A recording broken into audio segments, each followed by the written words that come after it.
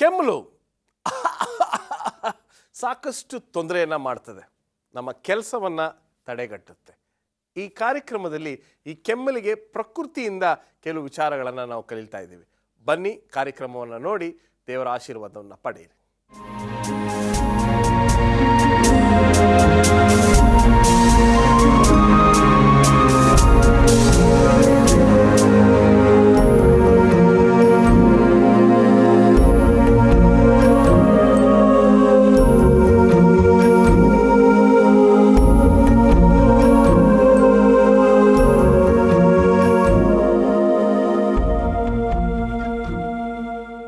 ನಮಸ್ಕಾರ ಪ್ರಿಯ ವೀಕ್ಷಕರೇ, ಯೇಸು ಕ್ರಿಸ್ತನ ಮಧುರ ನಾಮದಲ್ಲಿ ನಿಮಗೆ ಸುಸ್ವಾಗತವನ್ನು ಕೋರಲು ಬಯಸ್ತೇನೆ.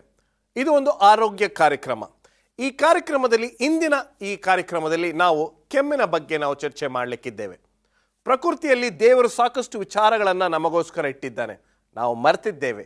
ಈ ಕಾರ್ಯಕ್ರಮದಲ್ಲಿ ಆ ಮರೆತಿರ್ತಕ್ಕಂಥ ವಿಷಯವನ್ನು ನಾವು ಚರ್ಚೆ ಮಾಡಿ ನಿಮಗೆ ಹೇಳಲಿಕ್ಕಿದ್ದೇವೆ.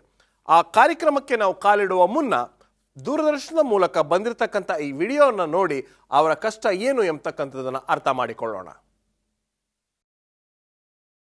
ನಮಸ್ಕಾರ, ನನ್ನ ಹೆಸರು ಸಾಲಮನ್ ಅಂತ. ನಾನು ಕ್ರಿಶ್ಚಿಯನ್ ಪಳದ ಕನ್ನಡ ಸಭೆಯ ಹಿರಿಯ ಸದಸ್ಯನಾಗಿದ್ದೀನಿ. ನಾನು ತುಂಬಾ ವರ್ಷಗಳಿಂದ ನಾನು ಈ ಚರ್ಚ್ನಲ್ಲಿ ಮೆಂಬರ್ ಆಗಿದ್ದೀನಿ. ನಮ್ಮ ಸ್ವಂತ ಊರು ಚಾಮರಾಜನಗರ ನಾಗವಳ್ಳಿ. ನನಗೆ ಮದುವೆ ಆಗಿದೆ. ನನ್ನ ಹೆಂಡತಿ ಹೆಸರು ಜಯಕುಮಾರಿ ಅಂತ. ನನಗಿಬ್ಬರು ಮಕ್ಕಳಿದ್ದಾರೆ. ಮಗಳು, ದೊಡ್ಡ ಮಗಳು ಸುಪ್ರಿಯಾ, ಮಗನು ಎರಡನೇವನು ಪ್ರಭಾಕರ್ ಅಂತ ನಾವು ಕರೀತಾ ಇದ್ದೀವಿ. ದೇವ್ರು ನನಗೆ 2 ಮಕ್ಕಳು ಕೊಟ್ಟಿದ್ದಾರೆ.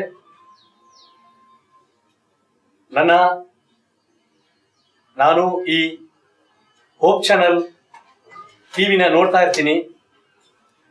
ನಾನು ಈ ಹೋಪ್ ಚಾನಲ್ ಟಿವಿನ ನೋಡುವಾಗ ಆರೋಗ್ಯದ ಬಗ್ಗೆ ನನಗೆ ತಿಳಿಯಪಡಿಸಿದ್ರು. ನನಗೆ ತುಂಬಾ ಸಂತೋಷ ಆಯಿತು.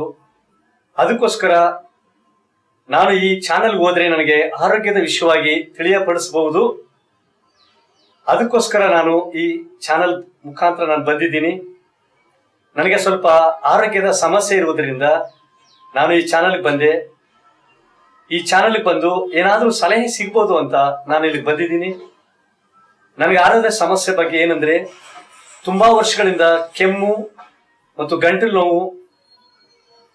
ಎಷ್ಟೋ ಕಡೆ ಈ ಕೆಮ್ಮಲಿಗೆ ನಾನು ಡಾಕ್ಟರ್ ಹತ್ರ ಹೋಗಿ ಟ್ರೀಟ್ಮೆಂಟ್ ಎಲ್ಲ ತಗೊಂಡು ಔಷಧಿಗಳೆಲ್ಲ ತಗೊಂಡಿದ್ದೀನಿ. ಆಗ್ಲೂ ಕೂಡ ನನಗೆ ಕೆಮ್ಮು ನೋವು ಹೋಗ್ತಾ ಇಲ್ಲ. ಡಾಕ್ಟರ್ ಸಲಹೆಯಿಂದಲೂ ಕೂಡ ನನಗೆ ಈ ಕೆಮ್ಮು ಹೋದ್ರಿಂದ ತುಂಬಾ ಕಷ್ಟದಿಂದ ನಾನು ನಡ್ತಾ ಇದ್ದೀನಿ. ಆ ಕೆಮ್ಮು ಬಂದ್ರೆ ತುಂಬಾ ವೀಸಿಂಗ್ ತರ ಅನುಭವಿಸ್ತಾ ಇರ್ತೀನಿ. ಡಾಕ್ಟರ್ ಹೇಳ್ತಾರೆ, ನೀನು ಯಾವಾಗ್ಲೂ ಬಿಸಿನೀರು ಕುಡಿ ಅಂತ ಕೂಡ ನನಗೆ ಹೇಳಿದ್ರು. ಅದನ್ನು ಕೂಡ ನಾನು ಸೇವೆ ಮಾಡ್ತಾ ಇದ್ದೀನಿ. ಆ ಬಿಸಿನೀರು ಸೇವನೆಯಿಂದನೂ ಕೂಡ ನನಗೆ ಕೆಮ್ಮು ಕಮ್ಮಿ ಆಗಿಲ್ಲ. ಮತ್ತು ಎಷ್ಟೋ ವರ್ಷಗಳಿಂದ ಈ ಕೆಮ್ಮನ್ನ ಡಾಕ್ಟರ್ಗಳು ತಡೆಗಟ್ಟಕ್ಕೆ ಆಗ್ತಾನೆ ಇಲ್ಲ. ಆದ್ರಿಂದ ನಾನು ಈ ಟಿವಿ ಮುಖಾಂತರ ನನಗೆ ಏನಾದ್ರೂ ಸಲಹೆ ಸಿಕ್ಕಬಹುದು ಅಂತ ನಾನು ಇಲ್ಲಿಗೆ ಬಂದಿದ್ದೀನಿ. ನನ್ನ ಆರೋಗ್ಯದ ಬಗ್ಗೆ ನನಗೇನಾದ್ರೂ ಕೂಡ ಈ ಆರೋಗ್ಯದ ವಿಷಯದಲ್ಲಿ ತಿಳಿಯಪಡಿಸಬೇಕೆಂದು ನಾನು ನಿಮ್ಮಲ್ಲಿ ಕಳಕಳಿಯಿಂದ ಕೇಳ್ಕೊಳ್ತಾ ಇದ್ದೀನಿ. ದಯವಿಟ್ಟು ನನಗೋಸ್ಕರ ನೀವು ಯೇಸು ಕ್ರಿಸ್ತನಲ್ಲಿ ಪ್ರಾರ್ಥನೆ ಮಾಡಬೇಕೆಂದು ಮಗದೊಮ್ಮೆ ಕೇಳ್ಕೊಳ್ತಾ ಇದ್ದೀನಿ. ನಮಸ್ಕಾರ. ಕೆಮ್ಮು ಎಂಬತಕ್ಕಂಥದ್ದು ಎಷ್ಟು ದೊಡ್ಡ ತೊಂದರೆ ಎಂಬತಕ್ಕಂಥದ್ದು ನಾವೀಗ ನೋಡಿದ್ದೇವೆ. ಬನ್ನಿ ಇವರ ವಿಚಾರವನ್ನು ತೆಗೆದುಕೊಂಡು ಚರ್ಚೆಯನ್ನು ಮಾಡಿ ಅವ್ರಿಗೊಂದು ಉಪಶಮನವನ್ನು ನೀಡೋಣ. ಕಾರ್ಯಕ್ರಮವನ್ನು ನಡೆಸಿಕೊಡಲು ಬಂದಿರತಕ್ಕಂಥ ಅತಿಥಿಗಳನ್ನು ಸ್ವಾಗತ ಮಾಡೋಣ. ಶ್ರೀ ನಿರಂಜನ್ ಲಾಜರಸ್ ಮತ್ತು ಕುಮಾರಿ ಶೆರಿನ್ ಪ್ಯಾಮೆಲಾ. ನಮಸ್ಕಾರ ನಿರಂಜನ್ ಅವರು. ನಮಸ್ಕಾರ. ನಮಸ್ಕಾರ ಶೆರಿನ್ ಅವರು. ತುಂಬ ಸಂತೋಷ ನೀವು ನಮ್ಮ ಕಾರ್ಯಕ್ರಮಕ್ಕೆ ಬಂದಿದ್ದು. ಈ ಕೆಮ್ಮು ಎಂಬತಕ್ಕಂಥದ್ದು, ಕೆಮ್ಮು ಇರ್ತಕ್ಕಂಥ ಸಮಯದಲ್ಲಿ ಕೆಮ್ಮು ಬೇಕು ಅಂತ ಕೆಮ್ಮದ ಮೇಲೆ ಸ್ವಲ್ಪ ಆರಾಮಾಗಿ ಅನಿಸುತ್ತೆ. ಸೊ ಆದರೆ ಕೆಮ್ಮು ಅಂದರೆ ಏನು? ನೋಡಿ, ಕೆಮ್ಮು ಒಂದು ರೋಗ ಅಲ್ಲ, ಇದು ಒಂದು ಪ್ರತಿಕ್ರಿಯೆ, ರಿಫ್ಲೆಕ್ಸ್ ಆಕ್ಷನ್ ಅಂತ ಹೇಳ್ತೇವೆ. ಸೊ ನಮ್ಮ ದೇಹದಲ್ಲಿ ಏನೇ ಒಂದು ಫಾರಿನ್ ಬಾಡಿ, ಅನ್ಯ ಪದಾರ್ಥ ಒಳಗಡೆ ಹೋದಾಗ ನಮ್ಮ ದೇಹ ಅದನ್ನ ಇಟ್ ಡಸಂಟ್ ಅಕ್ಸೆಪ್ಟ್ ಇಟ್, ಆದಷ್ಟು ಅದನ್ನ ಹೊರಗಡೆ ಹಾಕ್ಲಿಕ್ಕೆ ನೋಡುತ್ತೆ. ಸೊ ಅದು ಸೇಮ್ ಥಿಂಗ್ ನಮ್ಮ ಒಂದು ನಾಳಗಳಲ್ಲಿ ಯಾವುದಾದ್ರು ಫಾರಿನ್ ಬಾಡಿ ಹೋದಾಗ ಅಥವಾ ಒಳಗಡೆ ಏನು ಇರಬಾರ್ದು ಅದನ್ನು ಹೊರಗಡೆ ಹಾಕಲಿಕ್ಕೆ ಒಂದು ಪ್ರತಿಕ್ರಿಯೆ ನಮ್ಮ ಬಾಡಿಯ ಒಂದು ಮೆಕ್ಯಾನಿಸಮ್ ಕಾಫ್ ಅಂದರೆ ಕೆಮ್ಮುವಂಥದ್ದು. ಸೊ ಈ ಕೆಮ್ಮೋದ್ರಿಂದ ಆದಷ್ಟು ನಾವು ಒಂದನ್ನು ಹೊರಗಡೆ ಹಾಕಲಿಕ್ಕೆ ನಮ್ಮ ದೇಹ ಪ್ರಯತ್ನ ಪಡುತ್ತೆ. ಸೊ ಈ ಕೆಮ್ಮು ಶುರು ಆಗ್ತಕ್ಕಂಥದ್ದು ಯಾವುದಾದ್ರೂ ಒಂದು ವಿಷಯದಿಂದ ಎಂಬತಕ್ಕಂಥದ್ದು ನಮಗೆ ಗೊತ್ತು. ಆದರೆ ಈ ಕೆಮ್ಮಿನ ಒಂದು ಆರಂಭ ಆದ ನಂತರ ಈಗ ಕೆಮ್ಮು ಶುರು ಆಗಿಬಿಟ್ಟಿದೆ, ಏನು ಮಾಡೋದು? ಈಗ ನೋಡಿ, ಅನೇಕ ಸಾರಿ ಕೆಲವರಿಗೆ ಪೆರಾಕ್ಸಿಮಲ್ ಕಾಫ್ ಅಂತ ಹೇಳ್ತೇವೆ.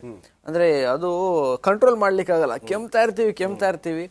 ನನಗೂ ಆಗಿದ್ದು ಕೆಲವು ಸತಿ ಮಾತಾಡ್ಲಿಕ್ಕೆ ಆಗೋಲ್ಲ, ಒಂದು ಕೆಲವು ನಿಮಿಷಗಳು ಕೆಮ್ಮು ತಾಳ್ಲಿಕ್ಕೆ ಆಗೋದಿಲ್ಲ. ಸೊ ಈ ರೀತಿ ಇದಾದಾಗ ಆದಷ್ಟು ನಾವು ಉಸಿರಾಟವನ್ನು ನಾವು ಹಿಡಿತದಲ್ಲಿ ಇಟ್ಕೋಬೇಕು. ಈಗ ನಾವು ಎಷ್ಟು ಉಸಿರಾಡ್ತೀವೋ ಅಷ್ಟು ನಮ್ಮ ರಿಫ್ಲೆಕ್ಸ್ ಜಾಸ್ತಿ ಆಗಿ ಕೆಮ್ತಾ ಇರ್ತೇವೆ. ಸೊ ಇದರ ಕಾರಣಗಳನ್ನು ಸ್ವಲ್ಪ ಅರ್ಥ ಮಾಡ್ಕೋಬೇಕು, ಆವಾಗ ನಾವು ಈ ಕೆಮ್ಮನ್ನ ಟ್ರೀಟ್ ಮಾಡ್ಲಿಕ್ಕೆ ಸಾಧ್ಯ. ಈಗ ಅನೇಕ ಸಾರಿ ಯಾವುದೇ ಒಂದು ಇನ್ಫೆಕ್ಷನಿಂದ ನಮ್ಗೆ ಕೆಮ್ಮು ಆಗ್ಬೋದು. ಈಗ ನೋಡಿ, TBಯಲ್ಲೂ ಕೆಮ್ಮೋದು ಒಂದು ಬಹಳ ಒಳ್ಳೆಯ ಒಂದು ಒಳ್ಳೆಯದಲ್ಲ, ಏನು ಹೇಳ್ಬೋದು, ಒಂದು ಕಾಮನ್ ಆದಂಥ ಒಂದು ಸಿಂಪ್ಟಮ್. ಸೊ ನಾವು TBಯಲ್ಲಿ ನೋಡ್ತೇವೆ, ಅಥವಾ ಯಾವುದೇ ಒಂದು ಶ್ವಾಸಕೋಶದ ಸೋಂಕು ಇನ್ಫೆಕ್ಷನ್ಸಲ್ಲಿ ನೋಡ್ತೇವೆ. ಅದೇ ರೀತಿ ಯಾವುದೇ ಒಂದು ಫಾರಿನ್ ಪದಾರ್ಥ ನಮ್ಮ ಶ್ವಾಸಕೋಶದಲ್ಲಿ ಹೋದಾಗ ನಮಗೆ ಈ ಕೆಮ್ಮು ಒಂದು ಪ್ರತಿಕ್ರಿಯೆಯಾಗಿ ಕಂಡು ಬರುತ್ತೆ. ಓಕೆ, ನಾವು ಈಗ ಮುಂದುವರ್ಸ್ಕೊಂಡು ಹೋಗೋಣ. ಈಗಾಗಲೇ ನಾವು ಹೇಳಿದ್ದೀವಿ, ನೀವು ಒಂದು ಸುಂದರವಾಗಿರ್ತಕ್ಕಂಥ ವಿಷಯವನ್ನು ಗಮನಕ್ಕೆ ತಂದಿದ್ರಿ. ಏನಂತ ಹೇಳಿದ್ರೆ, ಉಸಿರಾಟ ಎಷ್ಟಾಗುತ್ತೋ ಅಷ್ಟು ಕೆಮ್ಮು ಬರ್ತದೆ ಅಂತಕ್ಕಂಥದ್ದಾಗಿ. ಈಗ ವಿಭಿನ್ನ ರೀತಿಗಳ ಒಂದು ಕೆಮ್ಮಿದೆ ಅಂತ ನಾನು ನೋಡು, ಊಫಿಂಗ್ ಕಾಫ್ ಅಂತ ಹೇಳ್ತಾರೆ, ಆಮೇಲೆ ನಾಯಿ ಕೆಮ್ಮಳು ಅಂತ ಕೂಡ ಹೇಳ್ತಾರೆ ನಮ್ಮ ಕಡೆ. ಅದರಲ್ಲಿ ಸುಮ್ಮನೆ ಕೆಮ್ತಾ ಇರ್ತಾರೆ ಅಂತಕ್ಕಂಥ, ಅದು ಯಾವುದು ಅದಕ್ಕೆ ಆಡಿಯೋ ಕಾಲ್ ಮೆಡಿಕಲಿ ಹೆಸರಿಲ್ಲ, ಇದು ಜನರಾಗಿ ಕಂಡುಹಿಡ್ತಿರ್ತಕ್ಕಂಥದ್ದು. ಸ್ವಲ್ಪ ಹೇಳಿ, ನಿಮಗೆ ಯಾವ ವಿಭಿನ್ನವಾಗಿರ್ತಕ್ಕಂಥ ಕೆಮ್ಮುಗಳಿಗೆ ಯಾವ್ಯಾವುದು? ವೂಪಿಂಗ್ ಕಾಫ್ ಬಂದು ಮಕ್ಕಳಲ್ಲಿ ಸಾಧಾರಣವಾಗಿ ಕಾಣುತ್ತೆ. It is a disease condition. It's common symptom ಆಗಿಲ್ಲ, ಅದು ಇಟ್ ಈಸ್ ಅ ಕಂಡೀಷನ್. ಅದರಲ್ಲಿ ಫೀವರ್, ಕಾಫ್ ಒಂದು ಕಾಫಲ್ಲಿ ಡಿಫ್ರೆನ್ಶಿಯೇಟ್ ಮಾಡ್ತಾರೆ. ಅದು ಕೆಲವೊಂದು ಇಮ್ಯುನೈಸೇಷನ್ ಕೊಡದೇ ಇರೋ ಮಕ್ಕಳಿಗೆ you will get whooping cough. ಬೇರೆ ಕಾಫ್ಸ್ ಬಂದು if you have a tumour, ನಿಮ್ಮ ಥ್ರೋಟಲ್ಲಿ ಒಂದು ಟ್ಯೂಮರ್ ಇದೆ, so that's a different type of ಕಾಫಲ್ಲಿ ಡಿಫ್ರೆಂಟ್ ಸೌಂಡ್ಸ್ ಬೇರೆ ಬರುತ್ತೆ, ಹಂಗೆ ಡಿಫ್ರೆನ್ಶಿಯೇಟ್ ಮಾಡೋದು. So there are so many different types of coughs like that. ನಿಮಗೆ ಲ್ಯಾರಿಂಜೈಟಿಸ್, ಫ್ಯಾರಿಂಜೈಟಿಸ್, ಈ ಥರ ಇನ್ಫ್ಲಮೇಷನ್ ಆಫ್ ದ ಥ್ರೋಟ್ಸ್ ಬಂದಾಗ ಬೇರೆ ಹಲವು ಥರ ಕಾಫ್, ಅದರಲ್ಲಿ ಆ ಸೌಂಡ್ಗಳು ಬರೋದು. It can be hoarse, heavy ಆಗಿರುತ್ತೆ, ಕೆಲವೊಮ್ಮೆ ಲೈಟಾಗಿ ಇರಿಟೇಟಿಂಗ್ ಥ್ರೋಟ್. ನಾವು ಹಿಂಗೆ ನಮ್ಮ ನಾಲ್ಗೆಯಲ್ಲಿ you want to feel like itch in your throat and then cough. This are different types of. ಇದ್ರ ಬಗ್ಗೆ ನಾವು ಚರ್ಚೆ ಮಾಡೋದು, ನಿಮ್ಮ ಹತ್ರ ಮಾತಾಡುವಾಗೆಲ್ಲ ವಿರಾಮ ಬಂದ್ಬಿಡ್ತದೆ. ಒಂದು ಸಣ್ಣ ವಿರಾಮವನ್ನು ತೆಗೆದುಕೊಳ್ಳೋಣ. ಒಂದು ಸಣ್ಣ ವಿರಾಮದ ನಂತರ ನಮ್ಮ ಚರ್ಚೆ ಮುಂದುವರಿಯುತ್ತೆ. ದಯವಿಟ್ಟು ಎಲ್ಲೂ ಹೋಗ್ಬೇಡಿ, ನಿಮಗೋಸ್ಕರ ನಾವು ಇಲ್ಲೇ ಕಾಯ್ತಾ ಇರ್ತೀವಿ.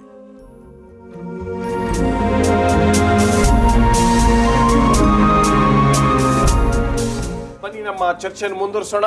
ಈಗ ವಿರಾಮಕ್ಕೆ ಹೋಗುವ ಮುನ್ನ ವಿಭಿನ್ನವಾಗಿರ್ತಕ್ಕಂಥ ಕೆಮ್ಮುಗಳ ಬಗ್ಗೆ ನಾವು ಮಾತಾಡಿದ್ವಿ.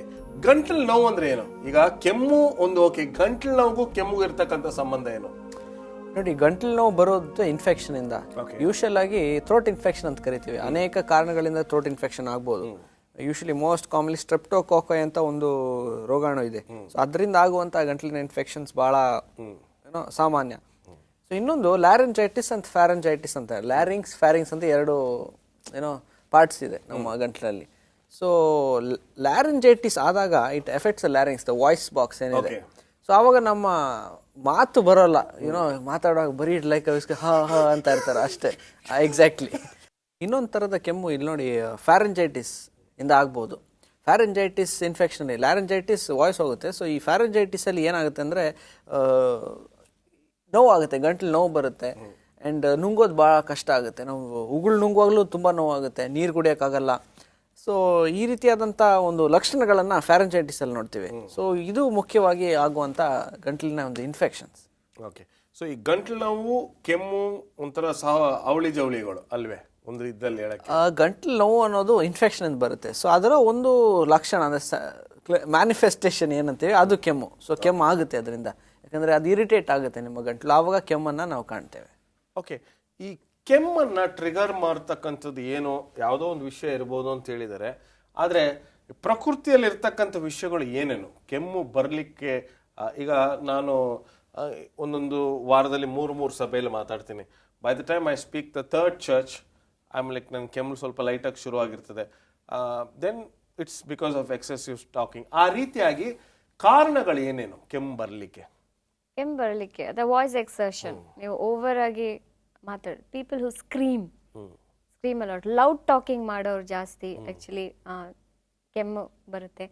ಮತ್ತು ಇಪೋಲೆನ್ಸ್, ಮತ್ತು ವಸಂತ ಕಾಲದಲ್ಲಿ ಆ ದುಂಬಿಗಳು ತೆಗೆದುಕೊಂಡು ಹೋಗ್ತಕ್ಕಂಥವು ಕಾಸಸ್ ಇರಿಟೇಷನ್. ಆಮೇಲೆ ಕೋಲ್ಡ್ ಸಿಂಪ್ಟಮ್ಸ್ ಇದ್ದಾಗ, ಟುವರ್ಡ್ಸ್ ವಿಂಟರ್ಸ್ ಕೋಲ್ಡ್ ಸಿಂಪ್ಟಮ್ಸ್ ಬಂದಾಗ ನಿಮಗೆ ಫ್ಲೆಮ್ ಇದ್ದಾಗ ನಿಮಗೆ ಕಾಫ್ ಬರುತ್ತೆ, because it's a reflex action. So you want to, otherwise bad climates, pollution. Ice ತಿಂದರೆ ಕೆಮ್ಮಲು ಬರ್ತದ?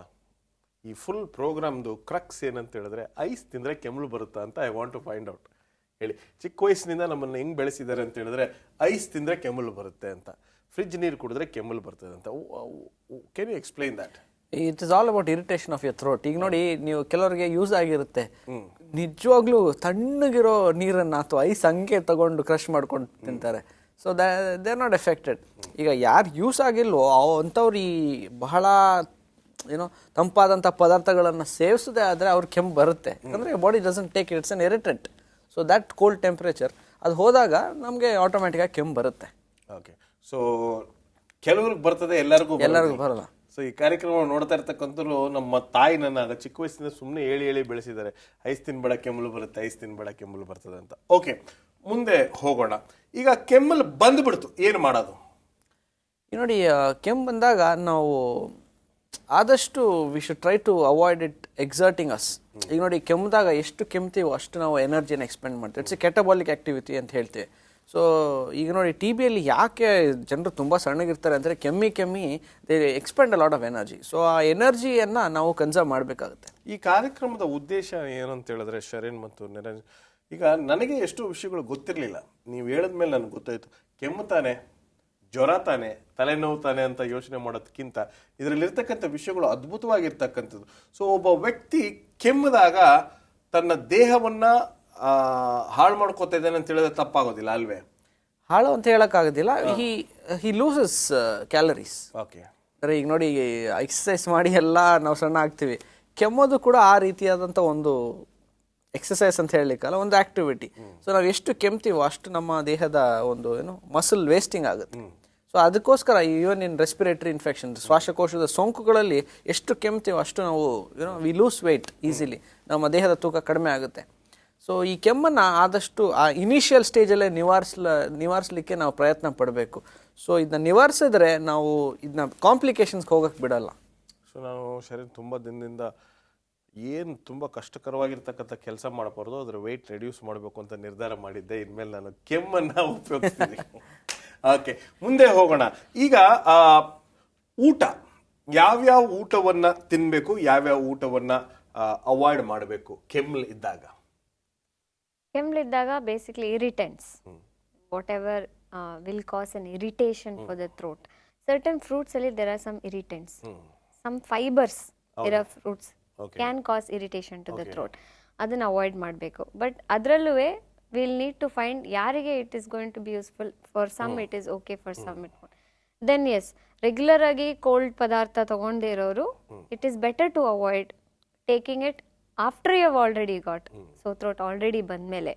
ಸೊ ಅವಾಯ್ಡ್ ಮಾಡೋದು ಬೆಟರ್. ಈಗ ನಾನು ಎಲ್ಲೋ ಒಂದು ಕೇಳಿದ್ದೀನಿ, see this programme is all about squashing your myth ಅಂತ. ಆ ರೀತಿಯಾಗಿ ಎಲ್ಲೋ ಕೇಳಿದ್ದೀನಿ, ಈಗ ಹೈಡ್ರೋಥೆರಪಿನಲ್ಲಿ ಕೋಲ್ಡ್ ನೀರಿನಲ್ಲಿ ಕೋಲ್ಡನ್ನು ಸರಿ ಮಾಡ್ತಾರೆ ಅಂತಕ್ಕಂಥದ್ದನ್ನು. ಹಂಗಂದರೆ ಈಗ ಫುಲ್ ಗಂಟ್ಲು ಕಟ್ಟಿದೆ, ಕಫ ಆಗಿದೆ ಅಂತ ಹೇಳಿದ್ರೆ ಗಂಟಲಿಗೆ ಐಸನ್ನು ಕಟ್ತಕ್ಕಂಥದ್ದು ಅಂತ, ಅದರಲ್ಲಿ ಏನೋ ನಿಜ ಇದೆಯಾ? ನಿಜ ಇದೆ. ಬಿಕಾಸ್ ನಾನೊಂದು ಮೀಟಿಂಗ್ ಹೋಗಿದ್ದಾಗ ಬೆಳಿಗ್ಗೆ ನಾವೆದ್ದು ಪ್ರೇಯರ್ಗೆ ಹೋಗ್ತಾ ಇದ್ವಿ. ಇಟ್ ವಾಸ್ ವಿಂಟರ್ಸ್, ತುಂಬ ಚಳಿ ಇತ್ತು. So I developed sore throat. ಆವಾಗ ನನಗೆ ಹೇಳ್ಕೊಟ್ಟಿದ್ದು ರೆಮಿಡಿ ಇದ್ದು, ಒಂದು ಒದ್ದೆ ಬಟ್ಟೆ, ಕೋಲ್ಡ್ ವಾಟರ್ ಫಸ್ಟ್ ಥ್ರೋಟಿಗೆ ಹಾಕ್ಬಿಟ್ಟು ಅದ್ರ ಮೇಲೆ ಡ್ರೈ ಟವಲ್ ಹಾಕಿ ನೈಟ್ ಮಲ್ಕೊಬೇಕು. The concept is by morning ನಾವು ಎದ್ದಾಗ the towel outside should be wet and the wet cloth ಒಳಗಡೆ ಇದ್ದಿದ್ದು ಡ್ರೈ ಆಗಬೇಕು. My sore throat was gone. It was an amazing remedy, but yes it helps. But ಅದು ಏನಾಗಿರ್ಬೋದು ಒಳಗಡೆ? Any idea? ನೋಡಿ ಈಗ ಐಸ್ ಪ್ಯಾಕ್ ಮತ್ತು ಈಗ ಹಾಟ್ ಪ್ಯಾಕ್ಸ್ ಏನು ಮಾಡ್ತೀವಿ, it basically helps loosen the mucus. ಈಗ ನೋಡಿ ಒಳಗಡೆ ಅನೇಕ ಸೋಂಕುಗಳಿರ್ಬೋದು, ಅನೇಕ ತೊಂದರೆ ಇರುತ್ತೆ. ಸೊ ಈ ಒಂದು ಕೋಲ್ಡ್ ಹಾಕೋದ್ರಿಂದ it doesn't allow the bacteria to thrive. So ಆ ಒಂದು ಪ್ರಾಸೆಸನ್ನು ನಾವು ಕಮ್ಮಿ ಮಾಡಿ ಈ ಒಂದು ಕೆಮ್ಮಲನ್ನು ಅಥವಾ ಗಂಟ್ಲ ನೋವನ್ನು ತಡೆಗಟ್ಟಲಿಕ್ಕೆ ಅಥವಾ ನಿವಾರಿಸಲಿಕ್ಕೆ ನಾವು ಇದಕ್ಕೆ ದಾರಿ ಮಾಡಿಕೊಡ್ತೇವೆ. Okay, what does cough syrups really do? ಈಗ ನೋಡಿ cough syrup it actually soothens the throat. ಏನಂತೇವೆ, ಈಗ ನೋಡಿ ಇರಿಟೇಷನ್ ಇದೆ, we want to stop the cough from coming. I mean it's a reflex. So ಈ ಕಾಫ್ ಸಿರಪ್ ಏನು ಮಾಡುತ್ತೆ, ಇಲ್ಲಿ ಅನೇಕ ನರ್ವ್ ಫೈಬರ್ಸ್ ಇರುತ್ತೆ. So when they're irritated your reflex is to cough. So ಈ ಕಾಫ್ ಸಿರಪ್ ಏನು ಮಾಡುತ್ತೆ, it soothens it. So it stops. ಮಾತಾಡೋಣ, ಒಂದು ಸಣ್ಣ ವಿರಾಮ. Tip of the day. ಇವತ್ತು ನಾವು ನಿಮಗೆ ಪರಿಚಯ ಮಾಡಿಕೊಡ್ತಕ್ಕಂಥ ಈ ಬೇರು ಲಿಕರಸ್ ರೂಟ್ ಅಂತ ಇಂಗ್ಲೀಷಲ್ಲಿ ಹೇಳ್ತೀವಿ, ಕನ್ನಡದಲ್ಲಿ ಇಷ್ಟಿ ಮದ್ದು ಅಥವಾ ಅತಿ ಮಧುರ ಅಂತ ಹೇಳ್ತೀವಿ. ಇದನ್ನು ಏನು ಮಾಡಬೇಕು ಅಂತ ಹೇಳಿದ್ರೆ, ಇದನ್ನು ನಾವು ನೀರಲ್ಲಿ ಹಾಕಿ ಅದನ್ನು ಬಿಸಿ ಮಾಡಿ ಡಿಕಾಕ್ಷನ್ ಮಾಡಿ ಟೀ ರೀತಿ ಅದನ್ನು ಸ್ವಲ್ಪ ಸ್ವಲ್ಪ ಕುಟುಕಾಗಿ ಕುಡಿದ್ರೆ ನಮ್ಮ ಕೆಮ್ಮಲು ಕಡಿಮೆ ಆಗುತ್ತೆ. ಇದು ಎಲ್ಲಿ ಸಿಗುತ್ತೆ? ಇದು ಆಯುರ್ವೇದ ಅಂಗಡಿಗಳಲ್ಲಿ ಮತ್ತು ಗಿಡ ಮೂಲಿಕೆ ಮಾರ್ತಕ್ಕಂಥ ಅಂಗಡಿಗಳಲ್ಲಿ ಕೂಡ ಸಿಗುತ್ತೆ. ಒಂದು ಸಣ್ಣ ವಿರಾಮವನ್ನು ತೆಗೆದುಕೊಳ್ಳೋಣ.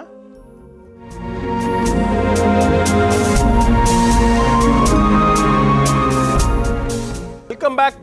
ಆರೋಗ್ಯದ ಈ ಕಾರ್ಯಕ್ರಮದಲ್ಲಿ ಕೆಮ್ಮಲು ಬಗ್ಗೆ ನಾವು ಕಲಿತಾ ಇದ್ದೀವಿ. ಕೆಮ್ಮಲು ಏನು, ಇದೇನು ಒಂದು ಸಣ್ಣ ವಿಷಯ ಅಂತ ನೀವು ಅಂದ್ಕೊಂಡಿರ್ಬೋದು. ಕೆಲವೊಂದು ಕೆಮ್ಮುಗಳನ್ನ ಆ ಸಮಯಕ್ಕೆ ಸರಿಯಾಗಿ ನಾವು ಆ ಟ್ರೀಟ್ಮೆಂಟನ್ನು ಕೊಡದಿದ್ರೆ ಸಾಕಷ್ಟು ತೊಂದರೆಗಳು ನಿಮ್ಗೆ ಆಗ್ಬೋದು, ಅದರಲ್ಲೂ ಮಕ್ಕಳಲ್ಲಿ. ಬನ್ನಿ, ಈ ಕೆಮ್ಮಲಿಗೆ ಏನೇನು ಉಪಯೋಗಿಸ್ಬೇಕು ಎಂಬತಕ್ಕಂಥದ್ದನ್ನು ಈ ಸಮಯದಲ್ಲಿ ಚರ್ಚೆ ಮಾಡೋಣ. ಕೆಮ್ಮಲು ಬಂದಿದೆ, ಪ್ರಕೃತಿಯಲ್ಲಿ ಇರ್ತಕ್ಕಂಥ ಸುಂದರವಾಗಿರ್ತಕ್ಕಂಥ ಸೃಷ್ಟಿಯ ಒಂದು ಶಕ್ತಿಯನ್ನು ದಯವಿಟ್ಟು ನಮಗೆ ತಿಳಿಸ್ಕೊಡಿ. ನಮ್ಮ ಮನೆಯಲ್ಲಿ ಒಂದು ಮುಖ್ಯವಾದಂಥ ಇದಕ್ಕೆ ಉಪಶಮನ ಏನಂದರೆ ಜೇನುತುಪ್ಪ, ಹನಿ. ನಮ್ಮ ಮನೇಲಿ ಯಾವಾಗಲೂ ಇರುತ್ತೆ. ನಮ್ಮ ತಾಯಿ ಕೂಡ ಮಾರ್ಕೆಟ್ಗೆ ಹೋದಾಗೆಲ್ಲ ಶಿ ವೈಸ್ ಹನಿ. ಸೊ ಇದನ್ನು ನಾವು ಬಹಳ ಸಕ್ಸಸ್ಫುಲ್ ಆಗಿ ಭಾಳ ಎಫೆಕ್ಟಿವ್ ಆಗಿ ಯೂಸ್ ಮಾಡ್ಬೋದು ಕೆಮ್ಮಿಗೆ. ಜೇನುತುಪ್ಪ ಅದನ್ನೇ ತಗೊಳ್ಳೋದಾದರೆ ಭಾಳ ಉಪಶಮನ ನೀಡುತ್ತೆ. But if you want even better relief, ಏನಂತೇವೆ, ಈ ಕರಿಮೆಣಸು, ಬ್ಲ್ಯಾಕ್ ಪೆಪ್ಪರ್, ಅದನ್ನು ನಾವು ಜಜ್ಜಿ ಅದರ ಪೌಡರನ್ನು ನಾವು ಈ ಹನಿಗೆ ಜೇನುತುಪ್ಪದ ಚಮಚದಲ್ಲಿ ಅದನ್ನ ಅದ್ರ ಮೇಲೆ ಸ್ವಲ್ಪ ಸ್ಪ್ರಿಂಕಲ್ ಮಾಡಿ ತಗೊಂಡು ಸ್ವಲ್ಪ ಹೊತ್ತು ಹಾಗೆ ಏನು ಮಾತಾಡದೆ ಹಾಗೆ ಸ್ವಲ್ಪ ಬಾಯಲ್ಲಿ ಇಟ್ಕೊಂಡು ನುಂಗಿದ್ರೆ ಬಹಳ ಒಳ್ಳೆಯ ಒಂದು ರೆಮಿಡಿ. ನಿಮ್ಮ ಸೋರ್ ಥ್ರೋಟ್, ಕೆಮ್ಮು ಏನೇ ಇದ್ರೂ ಯು ಫೀಲ್ ಬೆಟರ್. ಇಂದಿನ ಕಾಲದ ಹಾಸ್ಟೆಲ್ಗಳಲ್ಲಿ ಮತ್ತು ಯೌವನಸ್ಥರಲ್ಲಿ ನಾವು ನೋಡಿದಾಗ ಈ ಕಾಫ್ ಸಿರಪ್ಸ್ ಅಡಿಕ್ಷನ್ ಕೂಡ ಜಾಸ್ತಿ ಆಗಿಬಿಟ್ಟಿದೆ. ಎಲ್ಲೆಲ್ಲೂ ಹಾಸ್ಟೆಲ್ಗಳಲ್ಲಿ, ನನಗೆ ಅವತ್ತೊಂದು ಹಾಸ್ಟೆಲ್ ಡೀನ್ ಹೇಳ್ತಾ ಇದ್ರು, all hostel dustbins have cough syrups ಅಂತ. ಈ ಕಾಫ್ ಸಿರಪ್ಗೂ ಈ ಅಡಿಕ್ಷನ್ಗೂ ಇರ್ತಕ್ಕಂಥ ಸಂಬಂಧ ಏನು? ಈ ನೋಡಿ, ಮುಖ್ಯವಾಗಿ ನಾವು ಕಾಫ್ ಸಿರಪ್ ಅಂಗಡಿಯಲ್ಲಿ ತಗೊಳ್ಳೋದು, it has something called linctus codeine. So this is addictive. ಈ ಕೋಡಿನ್ ಅನ್ನೋ ಪದಾರ್ಥ, it is in the group of the drugs called morphine. ಅದೆಲ್ಲ morphine it is used by drug addicts a lot. So ಅದರಿಂದ ನಾವು ಇವಾಗ ಕೆಮ್ಮು syrup ಯಾವುದೇ ತೊಗೊಂಡ್ರು ತುಂಬ ನಿದ್ದೆ ಬರುತ್ತೆ. ನೀವು ಅಬ್ಸರ್ವ್ ಮಾಡಿರ್ಬೋದು, ಕೆಮ್ಮಿರುವಾಗ ತೊಗೊಂಡಾಗ ಬಹಳ ನಿದ್ದೆ ಬರುತ್ತೆ. ಸೊ ಆ ಒಂದು ಸೆಡೇಟಿವ್ ಫೀಲಿಂಗೋಸ್ಕರ they feel very nice when they take it. So ಆ ನಿದ್ದೆ ಬರುವಂಥ ಔಷಧಿ ಕೂಡ ಅದರಲ್ಲಿ ಮಿಕ್ಸ್ ಮಾಡಿರುತ್ತೆ. So it helps soothe the nerves and reduce cough. So ಈ ಲಿಂಕ್ಟಸ್ ಕೋಡಿನ್ಗೋಸ್ಕರ ಜನರು ಈ ಕಾಫ್ ಸಿರಪ್ ತಗೋತಾರೆ. That can be addictive. Okay, according to your mother, honey and pepper is very good. What else?